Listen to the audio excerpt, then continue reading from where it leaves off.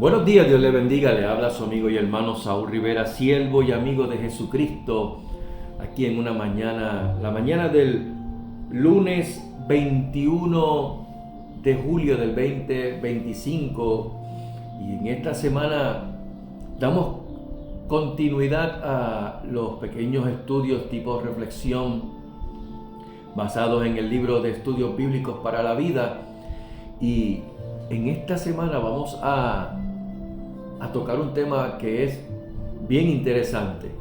Es el tema de la tentación y cómo lidiar con la tentación. ¿Por qué? Porque todos lidiamos con la tentación y porque es parte de la vida, es parte de nuestro diario vivir y debemos pues aceptarla y aprender a lidiar con ella.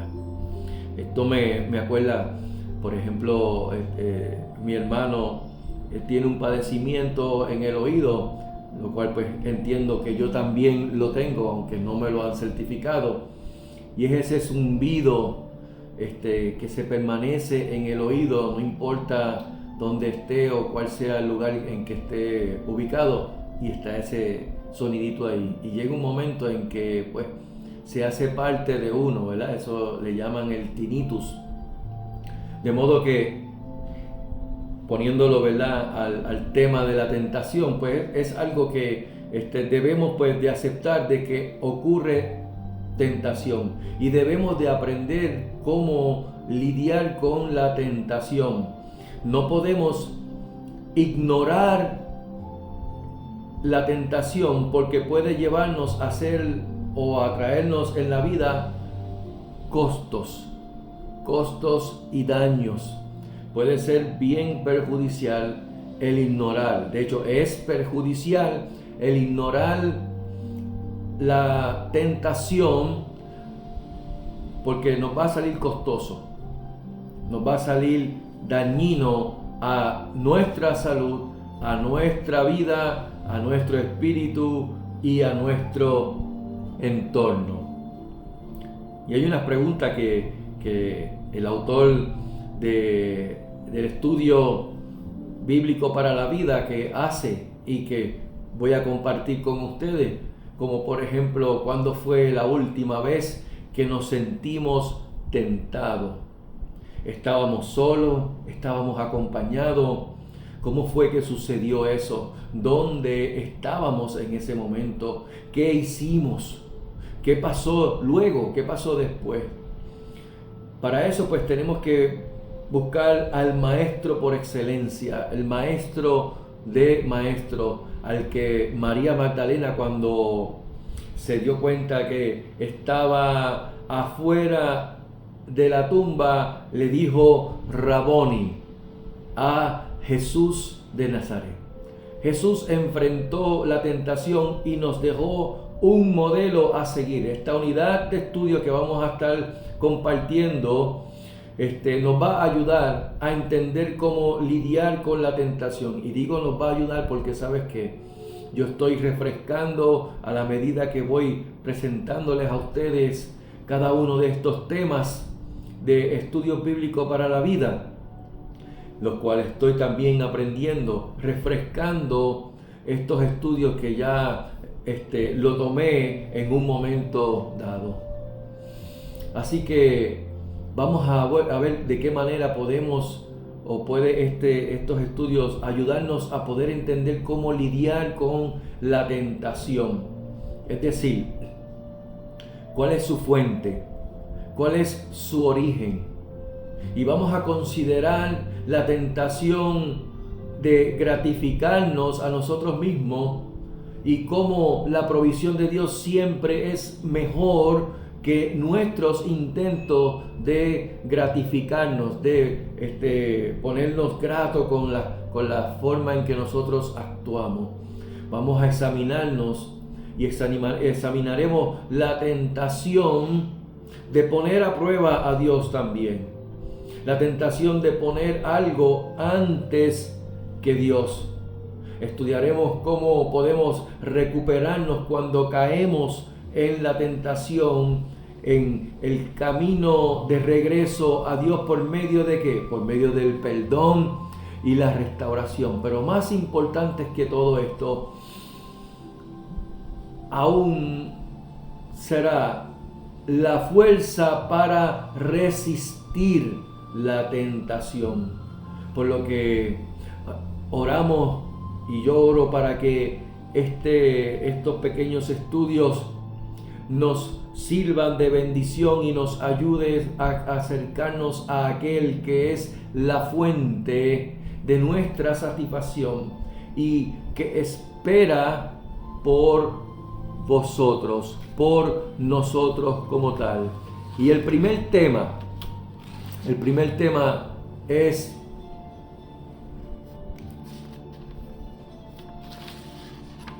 la fuente de la tentación. Y nos presentan una pregunta: ¿por qué soy tentado? ¿Por qué soy tentado? Antes de tomar la aplicación para la vida, queremos poner como una idea central, como un tema central, un pensamiento central dentro de el título, cuando la fuente de la tentación. La idea central es: cuando caemos en el pecado, no tenemos a quién culpar. Cuando caemos en el pecado, no tenemos a quién culpar. Vemos un manjar, ya sea un envase con frutas o con una pastelería o con una repostería, que se ve súper delicioso. Nuestros ojos se agrandan y nos brillan al ver ese manjar. Por ejemplo, algunos con las comidas que son saladas, otros con los dulces. Por ejemplo, cuando en el caso mío, en el caso también de mi pastor y de muchas personas, cuando vemos un cheesecake o vemos un crème brûlée, pues se nos brilla los ojos al ver ese dulce brillosito con ese caramelo derretido, y la boca se nos hace agua y su olor nos atrae como el queso atrae al ratón, y nos decimos: solo son 1800 calorías si me como la mitad nada más. Además, yo me lo merezco. Pero otra voz me dice: Satanás, quítate de delante de mí. Cuando empiezan a decir que tienen el angelito y el diablito, uno diciéndole hazlo y otro diciendo no lo haga. La tentación nos atrae como la mejor carnada. Se ve bien y promete muchas cosas, mucha satisfacción. Se sobrevalora. Oye, sobrevaloramos el 100% de las veces la tentación y lo que vemos frente a ella. Todos sabemos la fuerza y las dimensiones con que se nos presenta. Se adorna y nos dice susurrando: solo se vive una vez. Fíjense, si Adán y Eva, Adán y Java, nos hablaran hoy, nos dirían mucho en lo cual debemos pensar para evitar tomar malas decisiones. Nos dirían cómo la tentación se disfraza con medias mentiras, y si lidiamos con esta, tenemos la tendencia de echarle la culpa a los demás al caer en la trampa. En otras palabras, tratamos de justificar nuestra conducta. Adán quiso echarle la culpa a Dios porque no le echó la culpa a Eva. Adán le echó la culpa a Dios cuando le dijo: la mujer que me diste por compañera me dio del árbol y yo comí. En otras palabras, tú eres el culpable, Dios, por ponerme a esta mujer que me tentó a comer del fruto del árbol de la ciencia del bien y el mal. ¿Será acaso que Dios es responsable de nuestras tentaciones? Vamos a ver entonces qué nos dice la Biblia, la Escritura. Toma tu Biblia y vayamos a la epístola del apóstol Santiago en el capítulo 1, el verso 13, cuando dice: cuando alguno es tentado, no diga que es tentado de parte de Dios, porque Dios no puede ser tentado por el mal, ni Él tienta a nadie. Cuando alguno es tentado, no diga que es tentado de parte de Dios, porque Dios no puede ser tentado por el mal, ni tampoco Él tienta a nadie. Las presiones, las tentaciones pueden ejercer fuerza en nuestra manera de pensar y hacernos creer que somos víctimas en vez de ser responsables de nuestras propias decisiones. Y es allí, mis amados, cuando le echamos la culpa a otros por las malas decisiones que tomamos. Decimos, como dicen muchos, el diablo me obligó a hacerlo. O también decimos, él me obligó, él es el culpable, ella es la culpable de lo que hice. O también podríamos decir, es que la situación me forzó a actuar así. Pero consideremos lo siguiente: no todo es tentación. No todo es tentación. Dios nos da el libre albedrío. Algunos le llaman voluntad propia. Es como ponerle al mismo perro otro collar distinto, porque lo he escuchado de esa manera, de que el hombre no tiene libre albedrío, sino que tiene voluntad propia. Y yo me quedo pues con los ojos así, como que, hello, estás diciendo lo mismo con otras palabras, porque el libre albedrío es la voluntad propia, y la voluntad propia es el libre albedrío, algo que Dios le otorgó al ser humano, porque Dios no hace robots, Dios no hace máquina. Dios hizo al hombre a su imagen y a su semejanza. Si pudiéramos tocar ese tema, que es un tema controversial, tendría que hacer un ejemplo para poder balancearlo y mirarlo. Por ejemplo, Satanás, el diablo, que el Señor lo reprenda, fue el ángel de luz. Él está derrotado. La Biblia dice que está derrotado. Sin embargo, sigue ejerciendo fuerza y cada vez más terreno en el mundo, llevando a la inmensa mayoría a la perdición. Y el que ha entrado en temas profundos del ocultismo puede darse cuenta como los demonios que están por clasificaciones, porque la Escritura dice en Efesios 6 que la lucha es espiritual, no es personal, es contra principados, contra potestades, contra gobernadores de las tinieblas, contra huestes espirituales de maldad en las regiones celestes. Está por jerarquía. Y sin embargo, cuando tú miras, y en el ocultismo, en el espiritismo, en la brujería, en la santería, en la hechicería, vemos cómo ejerce poder.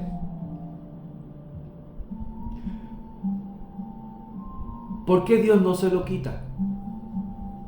Pensaríamos nosotros. Deja que lo haga. De hecho, el libro de Job es un buen ejemplo para darse cuenta de que Dios permite ciertas cosas. Por lo tanto, no podemos decir que el ser humano no tiene libre albedrío. Sí lo tiene. Y Dios lo deja así para que el hombre tome la decisión, medite, pero tú no puedes meditar en lo que no conoces.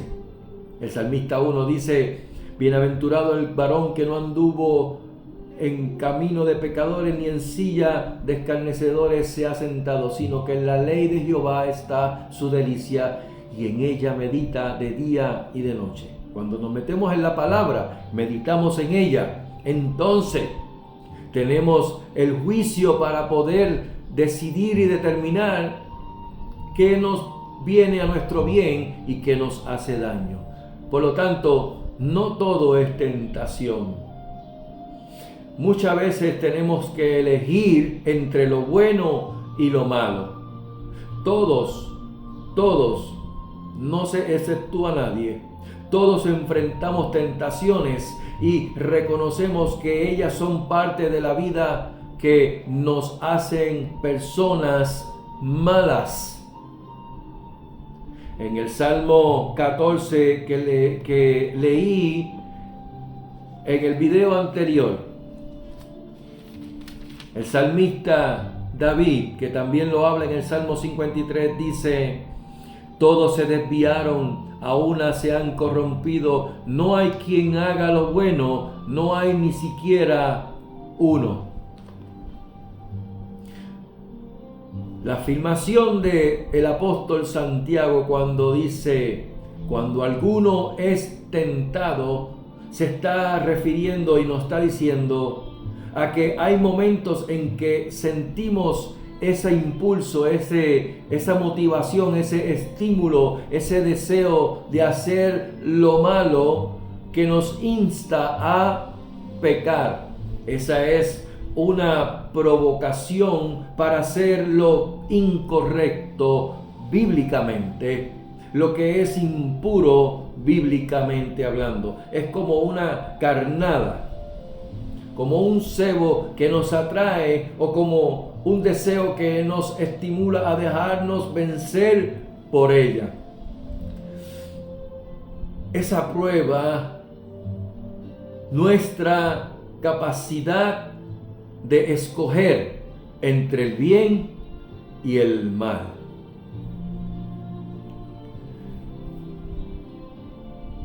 Moisés le dijo al pueblo, ya terminando: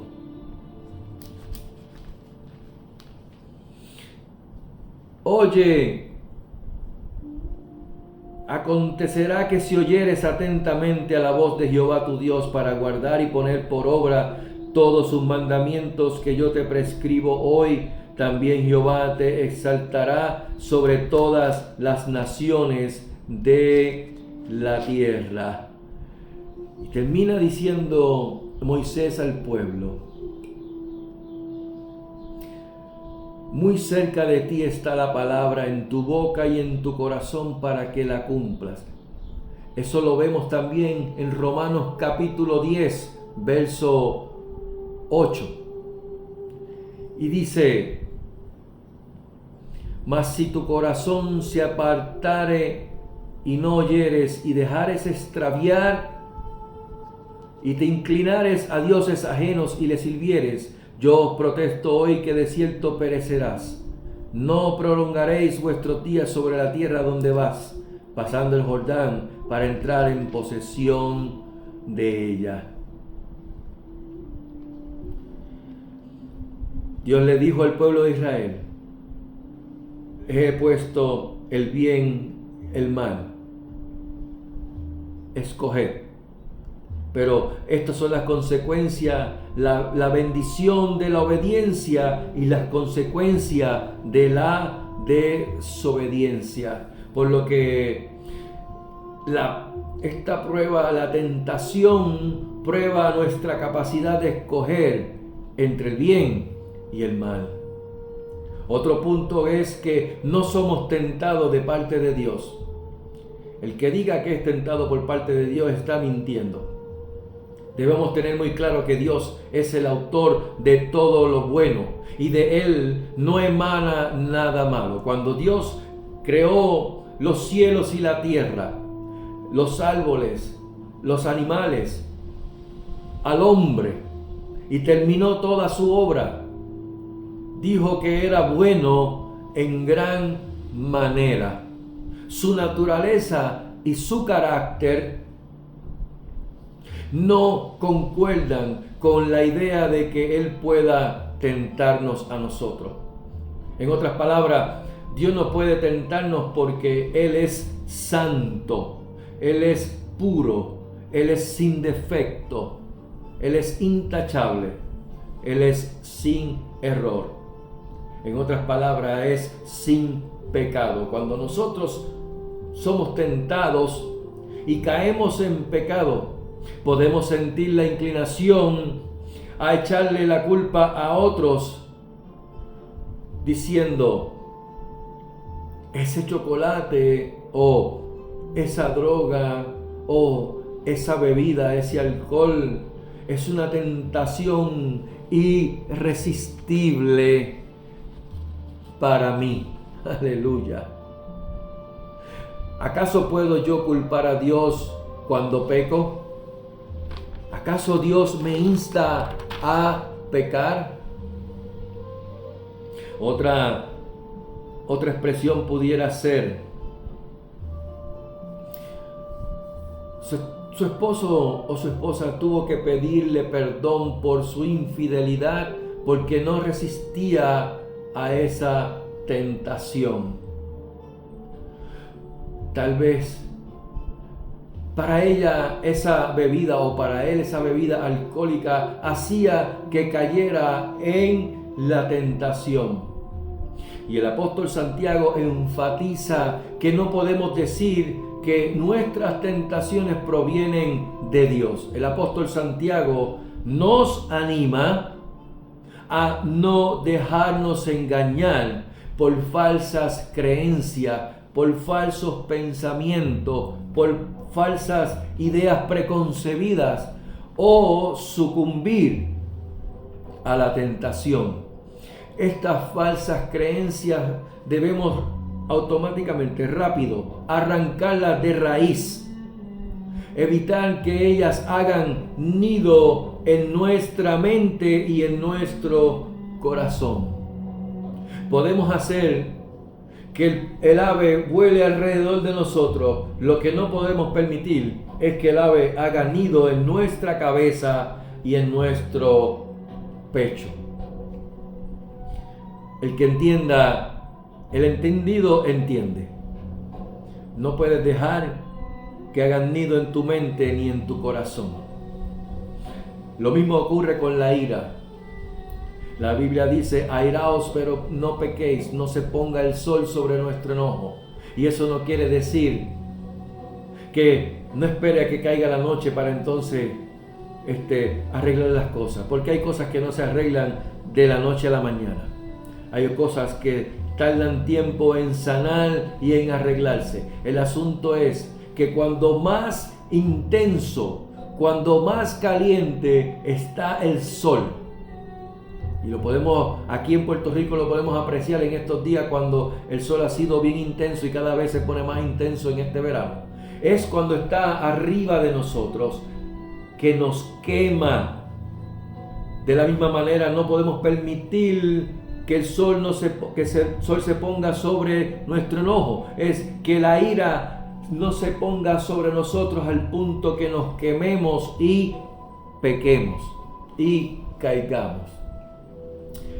Esos son unos ejemplos que di para que pudiéramos entender que Dios no tienta a nadie y de Él proviene la vida, de Él proviene la salvación, de Él proviene la fuerza para vencer la tentación. Verso 14 y 15 dice: sino que cada uno es tentado cuando de su propia concupiscencia es atraído y seducido. Entonces la concupiscencia, después que ha concebido, da a luz el pecado, y el pecado, siendo consumado, da a luz la muerte. Nuestras pasiones son la razón de nuestra tentación. El judío de aquel tiempo entendía estas pasiones como los malos impulsos que sentimos en desobedecer a Dios. Es esa inclinación pecaminosa que trata de gobernarnos diciendo, yo quiero, o yo deseo, yo me lo merezco. Y el apóstol Santiago aclara que somos tentados cuando de nuestra propia concupiscencia es atraído y seducido. La palabra concupiscencia proviene del griego epitumai, que esto indica deseo o lujuria. De allí la importancia de conocer la verdad y conocernos nosotros mismos bien también. Podemos caer o creer a las mentiras pensando que algunas cosas no nos harán daño. Simplemente no nos va a controlar, decimos nosotros. Pero tal cosa no es cierta.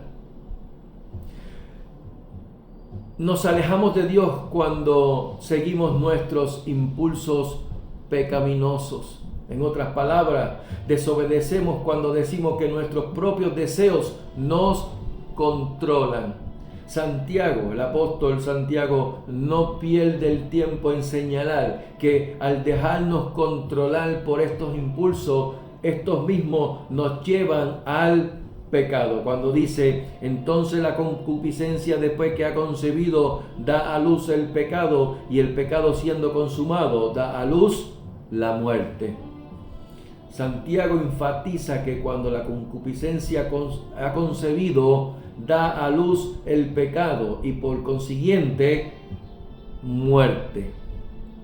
Esta imagen de una mujer que concibe y que finalmente da a luz es usada para ayudarnos a entender lo que sucede cuando nos rendimos ante la tentación. Esa mala mujer concibe penetrando nuestra mente y haciéndonos creer una falsedad. Todos sabemos que al inicio la tentación puede parecer muy buena, deliciosa, apetecible a nuestro labio, a nuestro olfato, a nuestros ojos, a nuestro oído, a nuestro tacto. Pero su fin es alejarnos de Dios. El apóstol Pablo dice en Romanos capítulo 3, verso 23, por cuanto todos pecaron, están destituidos de la gloria de Dios.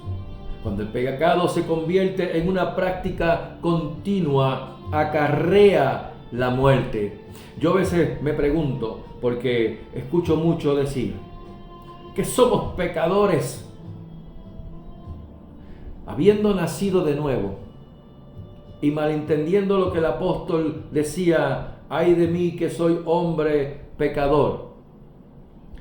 Están todo el tiempo diciendo, soy un pecador, soy un pecador, soy un pecador. Y yo me pregunto, ¿qué hace a una persona ser un carpintero? ¿Qué hace a una persona ser un albañil? ¿Qué hace a una persona ser un costurero o una costurera? ¿Qué hace a una persona ser un alfarero? Lo hace la perfección, la práctica. ¿Por qué? Por ejemplo, yo tengo en posesión muchas herramientas. Tengo martillo, tengo sierra, tengo pulidora, tengo sierras eléctricas o de batería, tengo taladros, tengo lo que se conoce como chippy hammer, tengo espátulas para lustres, tengo reglas, tengo cinta de medir. Pero nada de eso me hace a mí ser un albañil. Nada de eso me hace ser a mí un carpintero. Podré hacer ciertas cosas con la madera. con el cemento, con una losa, pero no me convierte a mí en un experto en eso. No me convierte a mí en un carpintero, en un losero, en un albañil, en un constructor. Simplemente puedo hacer ciertas cosas. Pregunto yo, ¿qué hace a una persona ser un pecador? El que practica el pecado hasta la perfección. Y el apóstol Juan dice en su primera carta, capítulo 2, hijitos míos, estas cosas os escribo para que no pequéis. Y si alguno hubiere pecado, abogado tenemos para con el Padre, Jesucristo el justo. Sin embargo, mira lo que dice más adelante. Dice en el capítulo 3, todo aquel que permanece en él no peca. Todo aquel que peca no le ha visto ni le ha conocido. El que practica el pecado es del diablo. Perdón, es que lo dice la Escritura, no lo dice Saúl. Primera de Juan capítulo 3 verso 8. El que practica el pecado es del diablo, porque el diablo peca desde el principio. Para eso apareció el Hijo de Dios, para deshacer las obras del diablo. Todo aquel que es nacido de Dios no practica el pecado, porque la simiente de Dios permanece en él y no puede pecar porque es nacido de Dios. Por lo tanto, hermano y hermana iglesia, deja de considerarte pecador. ¿Por qué? Porque el que practica el pecado es del diablo. Pero si pecas, abogados tenemos para con el Padre. Son dos cosas completamente distintas. ¿Qué hago entonces? ¿Qué hago?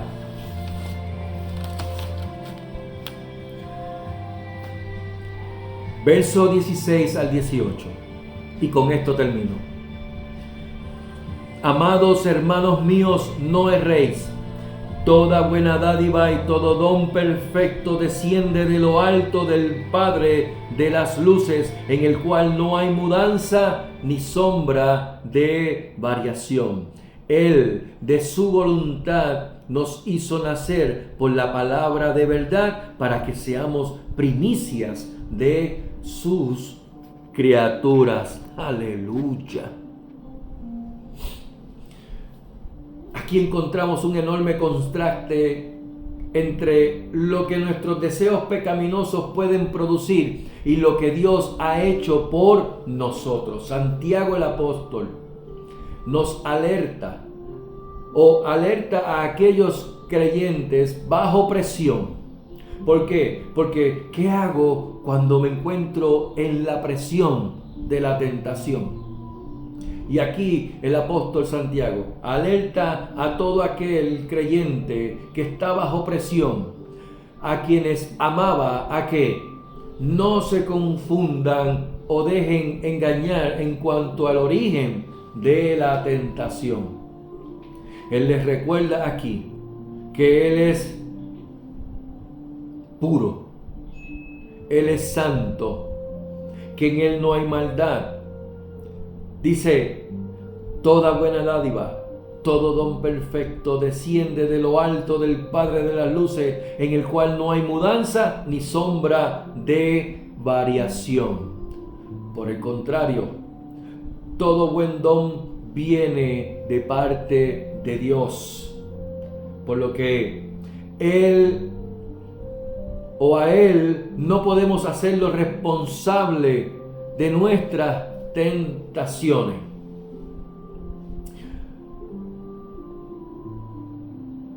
A nosotros nos impulsa esto a mirar hacia arriba por un momento y a meditar en la bondad de Él, pero en la bondad de Él para con nuestra vida. Es este Padre perfecto, eternamente perfecto, que sabe lo que nosotros necesitamos y alumbra nuestros días. Gloria a Dios por la palabra que se menciona en el libro de Lamentaciones, que su misericordia se renueva cada mañana.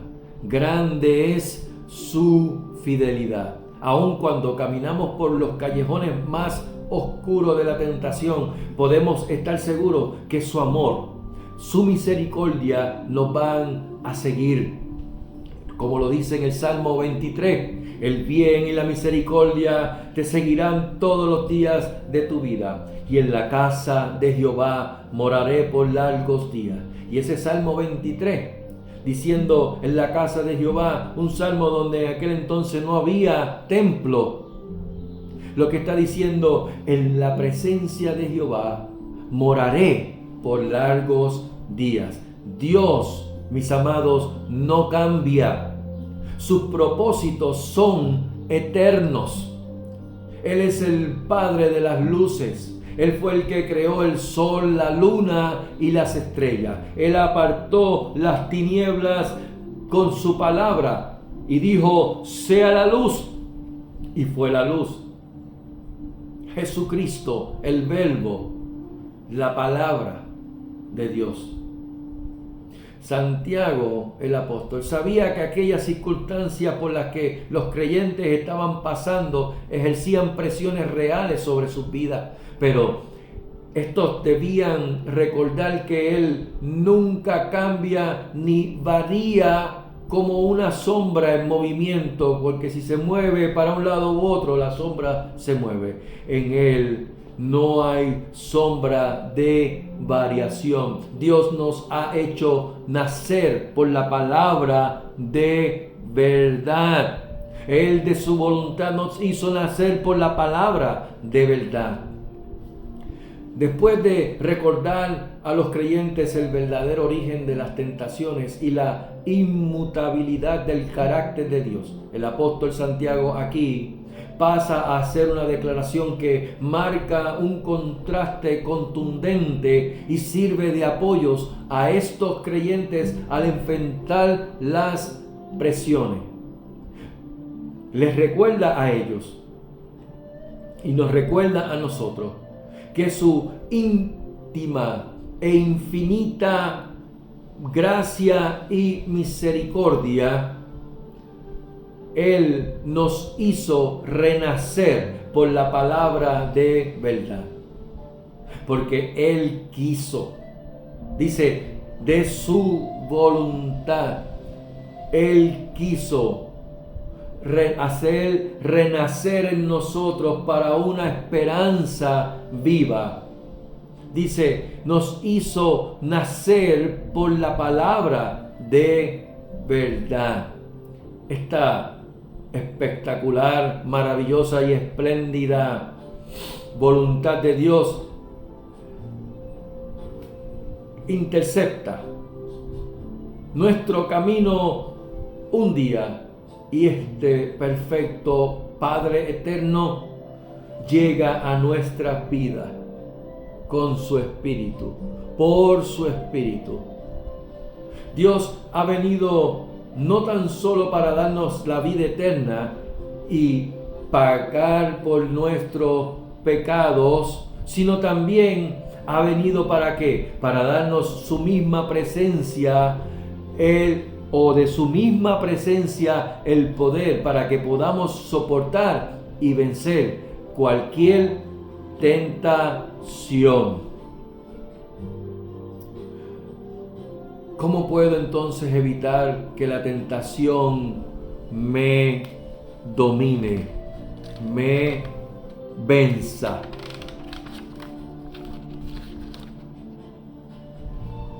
¿Qué podemos hacer? Y con esto concluyo.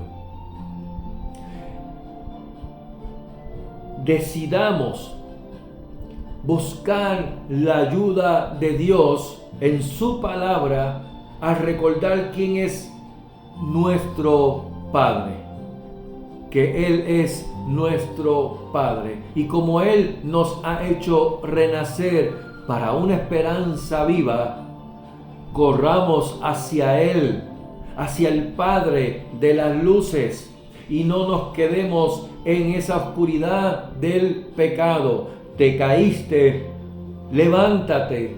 La Biblia dice, si caíste, si 7 veces has caído, 7 veces te vas a levantar, pero no por tu propia fuerza.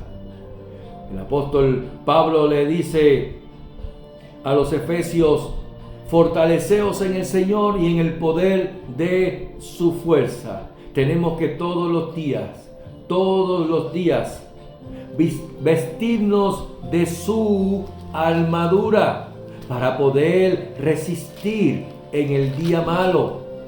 Dice, por lo demás, hermanos míos, fortaleceos en el Señor y en el poder de su fuerza. Vestíos de toda la armadura de Dios para que podáis estar firmes contra las acechanzas del diablo. Y eso incluye la tentación.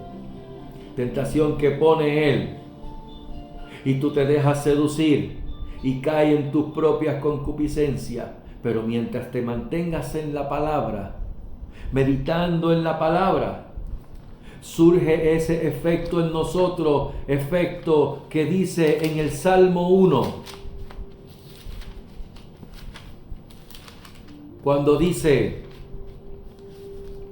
bienaventurado el varón que no anduvo en consejo de malo, ni estuvo en camino de pecadores, ni en silla de escarnecedores se ha sentado, sino que en la ley de Jehová está su delicia, y en su ley medita de día y de noche. Será como árbol plantado junto a corrientes de agua, que da su fruto a su tiempo y su hoja no cae. Y todo lo que hace prosperará. Pero también está el otro lado. Mas no así los malos, que son como el tamo que arrebata el viento. Por tanto, no se levantarán los malos en el juicio, ni los pecadores en la congregación de los justos, porque Jehová conoce el camino de los justos, mas la senda de los malos perecerá. Y dice el apóstol Pablo, porque no tenemos lucha contra sangre y carne, sino contra principados, contra potestades, contra los gobernadores de las tinieblas de este siglo, contra huestes espirituales de maldad en las regiones celestes. Por tanto, tomad toda la armadura de Dios para que podáis resistir en el día malo, y habiendo acabado todo, estar firmes.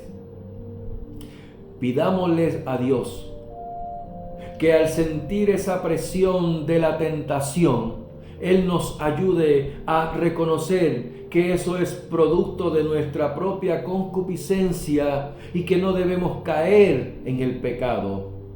Si sepultaste el pecado en lo profundo de la mar, porque Dios echa el pecado a lo profundo de la mar, no nos zambullamos a profundidad a buscar el pecado y volver a traerlo a la superficie, porque de modo que si alguno está en Cristo, nueva criatura es. Las cosas viejas pasaron, he aquí todas son hechas nuevas. Y si moriste con Cristo y somos resucitados por Él, ya no vivo yo, mas vive Cristo en mí. Que Jehová les bendiga y les guarde. Que Jehová haga resplandecer su rostro sobre ustedes y tenga de ustedes misericordia. Que Jehová alce sobre ustedes su rostro y ponga en ustedes shalom, paz. Que tengan una excelente mañana, tarde, noche, cuando puedan ver este video, y puedan compartirlo también. Pero que sobre todas las cosas, la gracia y la paz de nuestro Señor Jesucristo sea sobre vuestra vida en sobreabundancia. Que Dios les bendiga ricamente en Cristo Jesús. Amén.